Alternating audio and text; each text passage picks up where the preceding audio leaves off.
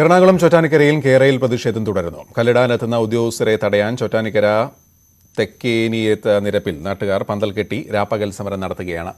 പ്രദേശത്ത് അതിരടയാള കല്ല് സ്ഥാപിക്കാൻ കേരയിൽ ഉദ്യോഗസ്ഥർ ഇന്ന് വീണ്ടും എത്താനാണ് സാധ്യത. ഒരു കാരണവശാലും അതിരടയാള കല്ല് സ്ഥാപിക്കാൻ അനുവദിക്കില്ലെന്ന നിലപാടിലാണ് നാട്ടുകാർ.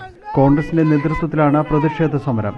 കഴിഞ്ഞ 3 ദിവസവും ഉദ്യോഗസ്ഥർ സ്ഥാപിച്ച കല്ല് കോൺഗ്രസ് പ്രവർത്തകർ പിഴുത് കുളത്തിലെറിഞ്ഞിരുന്നു. സിൽവർ ലൈനിനായി ജില്ലയിൽ എവിടെ സർവേ നടത്തിയാലും തടയുമെന്ന് KPCC ഉപാധ്യക്ഷൻ VP സജീന്ദ്രൻ പറഞ്ഞു.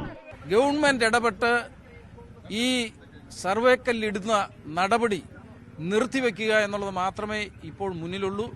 ഞങ്ങളാരെയും വെല്ലുവിളിക്കാനില്ല. പക്ഷേ സർക്കാർ ജനങ്ങളെ വെല്ലുവിളിക്കരുത്. തുടർന്നുള്ള ദിവസങ്ങളിലും ഇതിലും ശക്തമായ രീതിയിൽ സമരവുമായി മുന്നോട്ട് പോകും. അതിരടയാളക്കല്ല് സ്ഥാപിക്കുന്ന ജോലികൾക്ക് സംരക്ഷണം നൽകുന്നതിനായി വൻ പോലീസ് സന്നാഹം ദിവസങ്ങളായി ചോറ്റാനിക്കരയിലെത്തുന്നുണ്ട്. എന്നാലും സമരത്തിനിടയിൽ വലിയ ഇടപെടൽ നടത്താറില്ല. തൽക്കാലം വലിയ പ്രകോപനങ്ങൾ ഉണ്ടാക്കാതെ സർവേ നടപടികൾ ഏതുവിധേനയും നടത്താനാണ് നിർദ്ദേശം. News 18 കൊച്ചി.